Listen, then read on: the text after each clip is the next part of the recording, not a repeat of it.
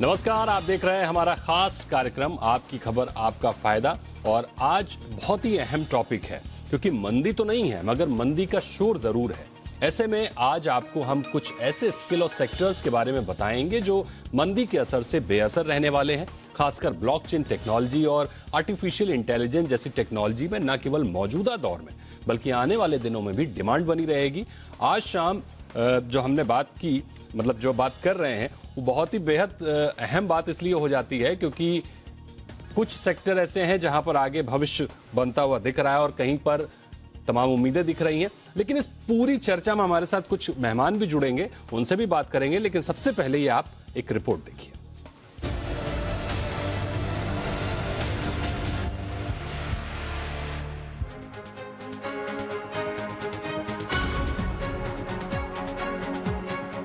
मंदी अभी तो नहीं है, लेकिन इसे लेकर हो हल्ला अभी से मचना शुरू हो गया है। लेकिन आपको ये जानना जरूरी है कि अभी भी कुछ ऐसे सेक्टर्स और पेशे हैं जहां मंदी आए भी तो बेअसर साबित होगी। इस कड़ी में सबसे पहले हम ब्लॉकचेन टेक्नोलॉजी की बात करेंगे। दरअसल इसे आने वाले बिजनेस का फ्यूचर माना जा रहा है। इससे पारदर्शिता के साथ बिजनेस की विश्वसनीयता बढ़नी तय है। इसके अलावा इससे बिजनेस की एफिशिएंसी में भी कई गुना बढ़ोतरी होगी, सो अलग। इसलिए ब्लॉकचेन डोमेन का अगर आपके पास टैलेंट है तो आपकी नौकरी या कारोबार मंदी की मार से बेअसर रहने वाली है।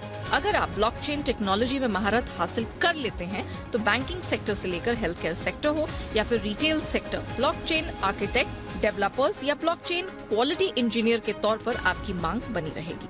जानकार बताते हैं कि अप्रैल 2020 से लेकर अप्रैल 2022 तक ब्लॉकचेन से जुड़ी नौकरियों में 804% की बढ़ोतरी हुई है।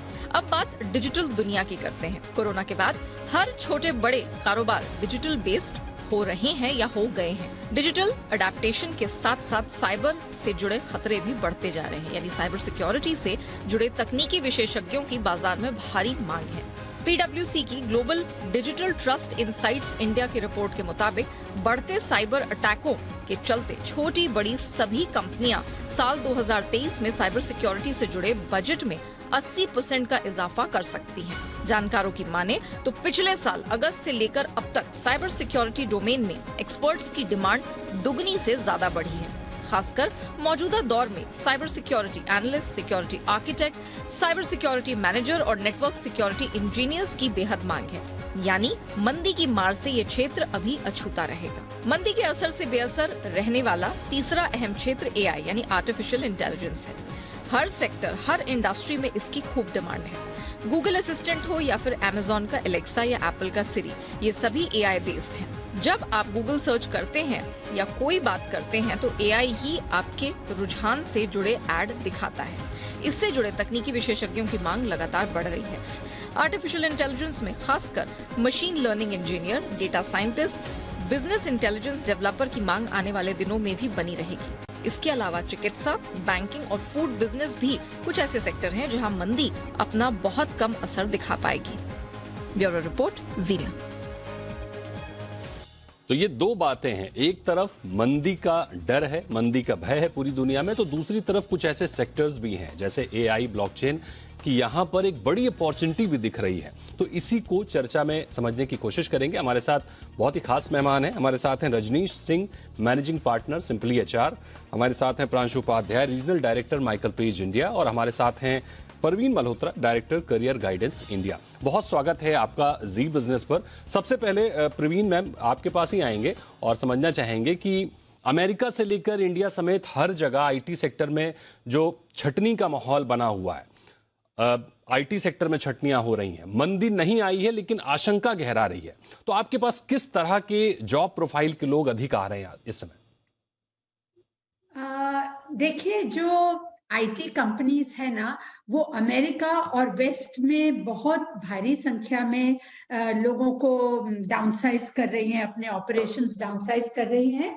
लेकिन इंडिया में, जैसे आपके रिपोर्ट ने बताया, इतना ज्यादा इसका असर नहीं हुआ है। लेकिन जो कंपनीज फॉरेन रिक्वायरमेंट्स को केटर करती हैं, जैसे कि TCS, इन्फोसिस वगैरह, इनमें जो लोग काम करते हैं, जिनके जॉब्स बाहर के प्रोजेक्ट्स के लिए आउटसोर्सिंग कर रही है, उनको थोड़ा बहुत असर तो जरूर पड़ेगा, और पड़ना शुरू भी हो गया है, जैसे कि ट्विटर वगैरह में जो इंडिया में काम करते हैं या अमेजोन में काम करते हैं। लेकिन हम सिर्फ इस प्रोग्राम में आईटी की बात कर रहे हैं कि बाकी सब सेक्टर्स की भी बात कर रहे हैं? सेक्टर्स की भी बात कर रहे हैं, लेकिन अभी ये जो मेरा सवाल है वो आईटी को लेकर ही है। हाँ, तो जैसे आईटी में तो हमने देखा कि आपको कांस्टेंट वैल्यू एडिशन करना है, कांस्टेंट वैल्यू एडिशन करना है। तो और अगर अभी रिसेशन हिट नहीं हुआ है यहाँ, तो ये बहुत सही वक्त है कि आप अपने आप को रीटूल और रीस्किल करें। और इसके लिए आपको बहुत महंगे महंगे कोर्सेज करने की भी जरूरत नहीं है। बहुत सारे सर्टिफिकेशंस जो इंडस्ट्री में इन डिमांड हैं, those are available almost for free. आप अगर कोर्सेरा पे जाते हैं या खान अकेडमी पे जाते हैं या बाकी मुक्स प्लेटफॉर्म्स पे जाते हैं, गूगल कोड स्टेशन पे जाते हैं वगैरह, तो आपको ये सर्टिफिकेशंस फ्री में। लेकिन वक्त लगता है। तो अगर वक्त लगता है तो you have not to wait कि जब आपका जॉब खतरे में है उस वक्त आप वो नए नए कोर्सेज करने जाएं। हड़बड़ाहट में नहीं होगा, आपको अभी से शुरू करना है। बिल्कुल, अभी से तैयारी शुरू करनी पड़ेगी आगे के फ्यूचर के लिए, जो अपॉर्चुनिटीज हमें नजर आ रही हैं। रजनीश जी, आपसे मेरा सवाल ये होगा कि आईटी को कहा जाता है कि कॉम्प्लेक्स अब नहीं रह गया है, कोडिंग के लिए भी बने बनाए टूल्स आ चुके हैं। ऐसे में जो हालात हैं, एआई जिस तेजी के साथ ग्रोथ कर रहा है, ऐसे में आशंका है कि लोगों की बड़े स्तर पर नौकरियां जा सकती हैं। इस आशंका में कितना दम है? देखिए, मेरा बड़ा अहम सवाल आपने पूछा है, और मेरा इसमें सोच हमेशा रहा है कि कहीं ना कहीं इस तरह की जब तेजी आती है कुछ जॉब सेक्टर्स में, तो वहां पर मैंने ये भी देखा है कि एक तरह का बबल भी बनने लगता है। तो वो हमें ध्यान रखना पड़ेगा कि जो एक अचानक जो इतनी ज्यादा तेजी आई है ब्लॉकचेन के ऊपर, एआई के ऊपर, साइबर सिक्योरिटी के ऊपर, जो हमने आपकी रिपोर्ट में देखा, कहीं ना कहीं हमें ये भी ध्यान रखना पड़ेगा कि कहीं हम कहीं हायर तो नहीं कर रहे हैं। जो कि जैसे मैंने अपने पैनल मेंबर से पहले सुना कि वेस्ट में आप देख रहे हैं आईटी कंपनी सडनली उनको लग रहा है कि हम लोग ओवर स्टाफ्ड हैं और अब छटनी शुरू हो गई। तो यहाँ पर भी, हिंदुस्तान में भी हमें ये देखना पड़ेगा कि जब हम लोगों को ले रहे हैं तो सोच समझ के लें, सही संख्या में लें। और मेरा मानना है कि ये दौर अभी कुछ समय तक तो चलेगा। 2-3 साल के बाद शायद हमें फिर से इसको देखना पड़ेगा कि हम कहाँ तक इसको ले जा सकते हैं। और जैसा कहा गया कि टेक्नोलॉजी एक ऐसी चीज है जिसमें कांस्टेंट चेंज होता रहता है। तो पता चला 2-3 साल के बाद कुछ और स्किल सेट्स की रिक्वायरमेंट होगी। बिल्कुल, इसलिए बहुत इंपॉर्टेंट है कि कोई भी जो इस सेक्टर से जुड़े हैं उनको अपने को कांस्टेंट अपस्किल करते रहना पड़ेगा, ना कि वो एक स्किल सेट लेकर के ये बैठ के सोचे कि इससे मेरा जिंदगी पूरा निकल जाएगा। वो होने वाला नहीं है।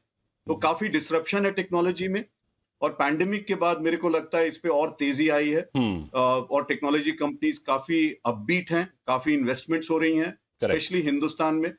तो मेरे को मानना है कि मैं यही कहना चाहूंगा कि जरूर हायर करें, बट सोच समझ के करें। सोच समझ कर हायर करें, यानी अब अपडेट रहने पर आपका भी फोकस है और परवीन मैम का भी फोकस है। प्रांशु जी, आपके पास आएंगे कि अब एआई की बात हो रही है, ब्लॉकचेन और साइबर सिक्योरिटी पर ज्यादा फोकस दिख रहा है। अगला भविष्य क्या कह रहा है? अगला भविष्य है कहां? आईटी इंडस्ट्री में नेक्स्ट वर्ल्ड किसे हम मान के चलें? क्या ये 3 जगह ही दुनिया सिमटेगी या कुछ और नए ऑप्शन भी बनते दिख रहे हैं? नहीं, देखिए, मैं पहले तो ये कहना चाहूंगा कि ये जो डिमांड ब्लॉकचेन डेवलपर्स की साइबर सिक्योरिटी में क्रिएट हो रही है, ये कोई बबल नहीं है। आप देखेंगे अगर डिजिटल पेमेंट की जो वॉल्यूम है इंडिया में, वो लास्ट 5 साल में करीब करीब 50% से बढ़ी है। और हैकर्स से डेटा प्रोटेक्ट करने के लिए जो आपका साइबर सिक्योरिटी है, ब्लॉकचेन डेवलपर्स हैं, तो कुछ अनुमान ये भी लगाए जा रहे हैं कि करीब करीब 2030 तक 40 मिलियन जॉब्स जो हैं इस पर्टिकुलर डोमेन में होंगे। और उसको देखा देखी काफी कोर्सेज, काफी कॉलेजेस, आप आईआईटीज को ले लीजिए, आप एडटेक कंपनीज को ले लीजिए, वो काफी केंद्रित हैं ब्लॉकचेन डेवलपर्स और साइबर सिक्योरिटी को लेके। आज के मार्केट में जब हम कंपनीज के पास जा रहे हैं तो कॉन्स्टेंटली वो इस टेक स्किल की, वो इस जॉब टाइप की डिमांड कर रहे हैं और प्रोफेशनल्स चाहिए। आर्टिफिशियल इंटेलिजेंस एक अलग चीज हो जाती है जिसकी भी इंडिया में करीब आखिरी 8 से 10 साल में काफी डेवलपमेंट हुआ है और वहां पे भी करीब करीब 11 से 12 मिलियन जॉब्स 2026 तक आने की अनुमान है। डेटा साइंटिस्ट का करीब 32% मार्केट शेयर इंडिया के पास है और डेटा साइंटिस्ट में सेकंड लार्जेस्ट इकोनॉमी है जो हम इस टेक स्किल को हायर करते हैं। तो data scientist, data engineers, blockchain developers, cyber security, ये 3 से 4 स्किल सेट आपके टेक्नोलॉजी में काफी अहम रहने वाले हैं। जो आप बाहर सुनते हैं कि टेक में ले ऑफ्स हो रहे हैं एक्सेट्रा, वो काफी सेल्स टीम है टेक्नोलॉजी में, काफी प्रोडक्ट इंजीनियर्स हैं, काफी इंजीनियरिंग डिपार्टमेंट्स हैं जिसमें कि नए ऐप डेवलपमेंट्स वगैरह रोक दिए गए हैं। लेकिन ब्लॉकचेन डेवलपमेंट, डेटा जो कि फ्यूचर करेंसी की तरह से आप डेटा को ले सकते हैं, वो चीजें डिमांड में काफी रहने वाली है। डेटा और डिमांड, ये दो शब्द लोगों को बहुत अच्छे से समझ लेना चाहिए। परवीन मैम, मेरा अगला सवाल आपसे ये होगा कि आप जब लोगों को गाइड करती हैं, तो आप मौजूदा हालात को देखते हुए उन्हें क्या एडवाइस करती हैं? देखिए, मौजूदा हालात जो है वो हालात नहीं उपलब्ध होगा जब ये student enters the world of work. तो आपको एक आंख तो मौजूदा हालात पे रखना है, एक आंख फ्यूचर पे रखना है। So you have to be constantly updating yourself with what is happening in your field and in the fields around you. जैसे कि अभी हम आईटी की बात कर रहे हैं कि ब्लॉकचेन, आर्टिफिशियल इंटेलिजेंस वगैरह, ये प्योर प्ले आईटी कंपनीज में इसकी बहुत सख्त जरूरत होती है। लेकिन अगर आप आईटी के बंदे हैं तो आपको प्योर प्ले आईटी कंपनीज के अलावा there are so many sectors. हर इंडस्ट्री में आईटी प्रोफेशनल्स चाहिए, फिर वो हॉस्पिटल और हेल्थ केयर सिस्टम्स में हो, गवर्नमेंट सर्विसेज में हो, एजुकेशन सेक्टर में हो। All these sectors require IT players, financial services sector में हो, ऑल ऑफ दिस। तो आप जॉब सिर्फ आईटी कंपनीज को देखकर ना अपनी तैयारी करें। There are many other sectors जहां आपकी रिक्वायरमेंट और आपका नॉलेज ऑफ कंप्यूटर्स, और अगर आपके पास दो नॉलेजेस हैं, जैसे कि आपके पास डोमेन स्किल्स हैं, आप हेल्थ केयर सेक्टर के हैं या बैंक में काम कर रहे हैं तो फाइनेंशियल सेक्टर के हैं, या एजुकेशन में काम कर रहे हैं तो you have knowledge of education, और उसके ऊपर अगर आप आईटी स्किल्स क्राफ्ट कर सकते हैं, देन यू आर कॉन्स्टेंटली हायरेबल, और तब आपका जॉब कभी भी खतरे में नहीं होगा। तो ये दोनों स्किल्स अगर आपके पास है, एक सेक्टर की स्किल और एक आईटी की skill combined, then you are in a much safer position. बिल्कुल, सेक्टर की स्किल और हाई टेक्नोलॉजी की स्किल बहुत जरूरी है, क्योंकि आने वाला वर्ड जो है वो इधर ही दिख रहा है। बिल्कुल। प्रांशु जी, आपसे समझेंगे कि भारत में बड़े स्तर पर लोग ग्रेजुएट तो हैं लेकिन एम्प्लॉयबल नहीं है, स्किल की कमी है। ऐसे में फिलहाल इंडस्ट्री को किस तरह की स्किल की सबसे अधिक जरूरत महसूस हो रही है? जी, देखिए, काफी कंपनियां कॉलेज से टाई अप कर रही हैं, क्योंकि ये काफी चलती प्रॉब्लम है कि यूथ तो है इंडिया में लेकिन वो एम्प्लॉयबल नहीं है। तो काफी सारे कोर्सेज जो हैं वो इस चीज पे केंद्रित हैं कि जब ये लोग ग्रेजुएशन करने के बाद बाहर निकले तो एक एम्प्लॉयबल हो। जो स्किल्स अभी आप देखेंगे, अगर टेक्नोलॉजी के बाहर की थोड़ी सी बात कर लें तो देखिए, आप हेल्थ केयर जॉब्स, और हेल्थ केयर का भी डेफिनेशन भी एक्सपैंड हो गया है कोविड के बाद, जिसमें कि आपका मेंटल हेल्थ काफी बड़ा फोकस है। उस तरीके के जॉब्स भी काफी डिमांड में है। ये आंकड़ा है कि 12 मिलियन जॉब करीब 2030 तक इंडिया में होंगे जो हेल्थ केयर से रिलेटेड हैं। अगर आप brick and mortar education sector की बात करें, हायर एजुकेशन की बात करें, तो वहां पे आपके जॉब्स जो हैं वो चलते रहेंगे। तो ये 2 या 3 जगह हैं जहां पे टेक्नोलॉजी के अलावा फोकस कर सकते हैं। बाकी लेकिन अगर आप अपना करियर नए सिरे से शुरुआत कर रहे हैं, और आज के युवा में थोड़ा टेक्नोलॉजी को लेके काफी रुझान है, काफी जोश है, तो टेक्नोलॉजी एक एवरग्रीन सेक्टर रहने वाला है। इसमें कुछ एरियाज काम करेंगे, कुछ नहीं करेंगे, लेकिन ये इतना डायनामिक फील्ड है कि ऐसा नहीं होगा कि अगले 3 से 4 साल में टेक्नोलॉजी में या किसी चीज में रिसेशन रहेगा। ये 2-3 महीने का ट्रेंड होता है, मोस्टली हम देखते हैं, और सारी कंपनी ने देख लिया है कि जिस हिसाब से नए तरीके से बिजनेस होता है, नए तरीके से कंज्यूमर परचेज कर रहा है चीजों को, तो टेक्नोलॉजी का इम्प्लीमेंटेशन ना केवल टेक कंपनीज के लिए बल्कि retail, cement, manufacturing, health care, सारी की सारी कंपनीज उस तरफ जा रही हैं। तो अगर आप अपना करियर नए से शुरुआत कर रहे हैं तो डेफिनेटली आप टेक्नोलॉजी को उसमें इंपॉर्टेंस दे सकते हैं। बिल्कुल, अगर करियर नए तौर पर शुरू कर रहे हैं, नए सिरे से शुरू कर रहे हैं, तो टेक्नोलॉजी आपके लिए बहुत अहम रोल निभाएगी और उधर आपको फोकस रखना चाहिए। रजनीश जी, अभी के हालात को अगर देखें हम, तो सिर्फ आईटी ही नहीं, मेडिकल और एजुकेशन के अलावा किस तरह के जॉब पर मंदी का असर नहीं पड़ेगा? क्योंकि टेक्नोलॉजी पर हमने बड़ी देर बात कर ली। अब अगर हम हेल्थ केयर की बात करें, एजुकेशन की बात करें, तो वहां पर आप किस तरह का असर देख रहे हैं और इनके अलावा और कौन से सेक्टर हो सकते हैं जो बचे रहेंगे? देखिए, जब चर्चा हो रही थी तो प्रांशु ने सही बताया कि हेल्थ केयर और एजुकेशन एक ऐसा सेक्टर है जहां पे काफी ग्रोथ दिखेगा और दिख रहा है। तीसरा जो मैं समझता हूं, जिस तरह की इंफ्रास्ट्रक्चर डेवलपमेंट हो रही है कंट्री में हमारे, मैं मान के चलता हूं कि इंफ्रास्ट्रक्चर से जितने भी रिलेटेड सेक्टर्स हैं उन पे भी काफी अच्छा पॉजिटिव असर पड़ेगा। लोगों की काफी रिक्वायरमेंट रहेगी। अब इसमें चाहे वो आप सिविल करें, मैकेनिकल कहें, चाहे आप आईटी के लोग कहें, आई थिंक इंफ्रास्ट्रक्चर ऐसा सेक्टर मैं देख रहा हूं जिसमें कि बहुत बड़ी बूम आने वाली है। बहुत इन्वेस्टमेंट्स हो रहे हैं, तरह तरह के एयरपोर्ट्स बन रहे हैं, हाईवेज बन रहे हैं। आप कोई भी ऐसा सेक्टर देखेंगे इंफ्रास्ट्रक्चर के अंडर, तो उसमें बहुत ज्यादा हमारा इन्वेस्टमेंट हो रहा है, जो कि बहुत एक अच्छी पॉजिटिव साइन है।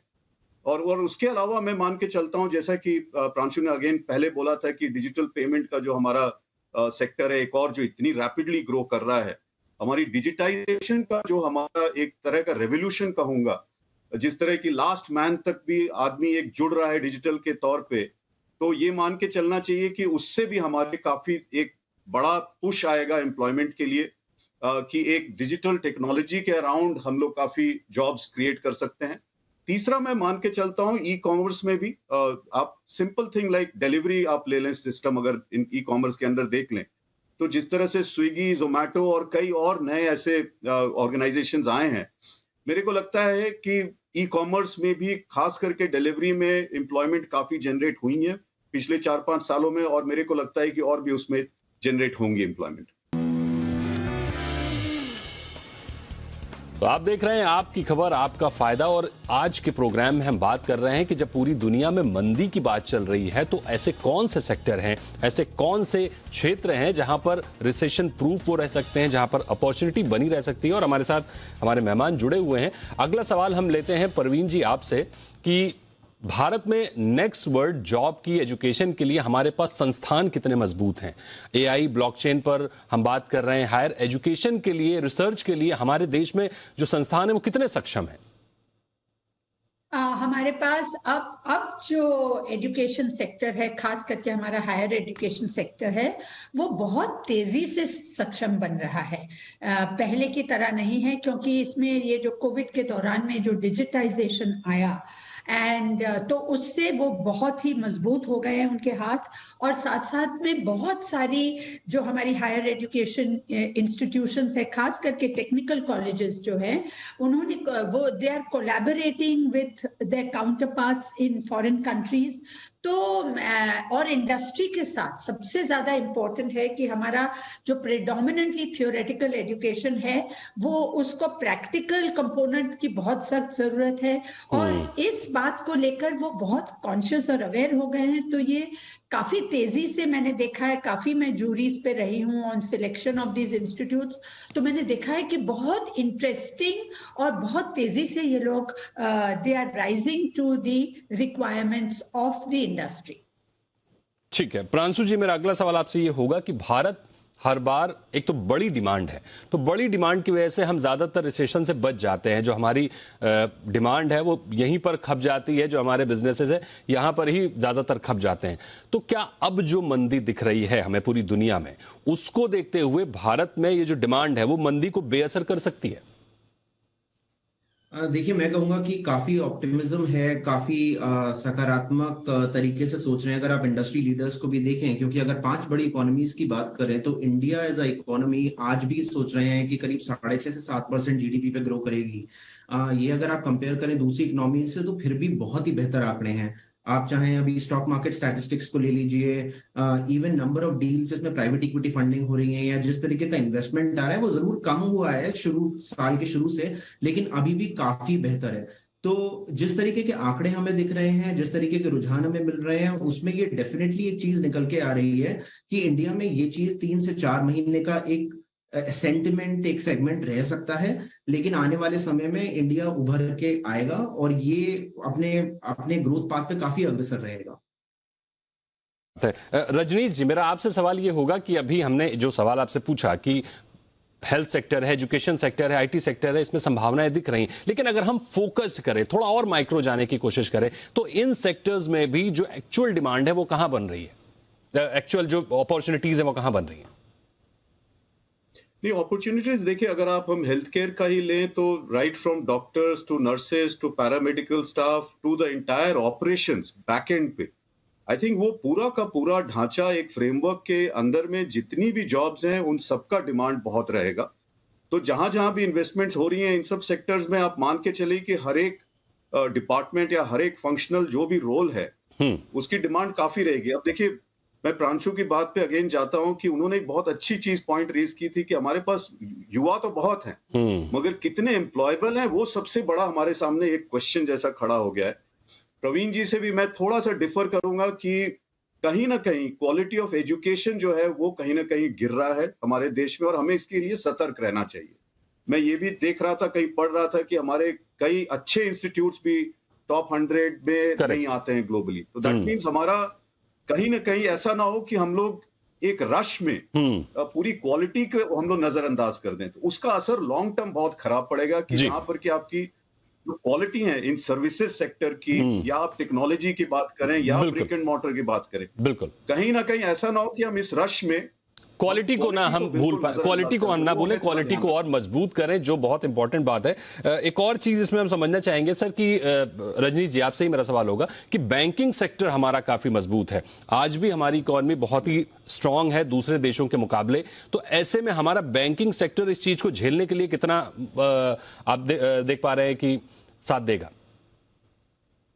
नहीं, बैंकिंग सेक्टर हमारे फंडामेंटल्स बहुत स्ट्रांग है। मैं तो मान के चलता हूं कि चाहे जैसे भी हमारे ऊपर प्रेशर आएगा या ऐसा कोई डिसरप्शन का समय आएगा, तो हमारे बैंक्स काफी दैट वे वेरी स्ट्रक्चर्ड हैं, उनके पॉलिसीज प्रोसेसेस बहुत अच्छे जगह पे हैं।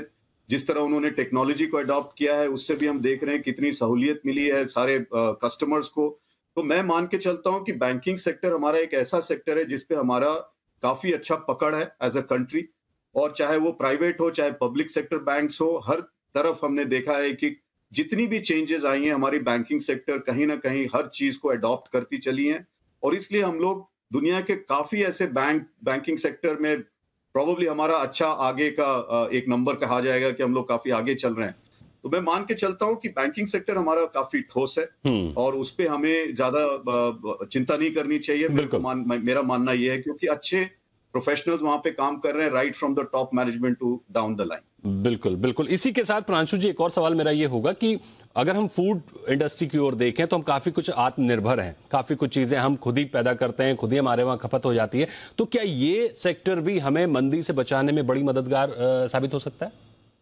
जी हाँ, बहुत सही बात कही आपने। इंडिया काफी टाइम से एक एग्रेरियन इकोनॉमी बोला जाता है, जिसका मतलब ये भी है कि अगर आप बेसिक कमोडिटीज की बात करें या खाद्य पदार्थों की बात करें, वो मंदी से एकदम से रिसेशन प्रूफ मैं कहूंगा उनको, क्योंकि आपकी कैसी भी इकोनॉमी हो, आपकी जो बेसिक रिक्वायरमेंट्स हैं, आप ग्रोसरी की बात करें, रिटेल की बात करें, रोजमर्रा की जो भी आपकी जरूरत है, तो काफी एफएमसीजी कंपनीज, इनफैक्ट इन्हें डिफेंसिव सेक्टर भी कहा जाता है। अगर आप स्टॉक मार्केट की भाषा में बात करें, फार्मा और एफएमसीजी एक तरीके से आपके डिफेंसिव हैं। इसमें यही है कि ये डिमांड चढ़ती रहती है और एक तरीके से वो प्लेटो कर जाती है, चाहे ग्रोथ आपको उतनी नहीं दिखेगी, लेकिन ऐसा नहीं होता कि यहाँ आप ले ऑफ्स देखेंगे। अगर आप देखेंगे तो हाँ, स्टाफ या स्टोर मैनेजर लेवल पे या रिटेल में वो वर्कफोर्स कम हो जाएगी, लेकिन production capability, manufacturing plants, sales organisation, वो उस तरीके से उसमें बढ़ोतरी हमने देखी है। तो एफएमसीजी भी मैं कहूंगा कि एक ऐसा रोबस्ट सेक्टर है जो कि एक रिसेशन प्रूफ बोला जा सकता है।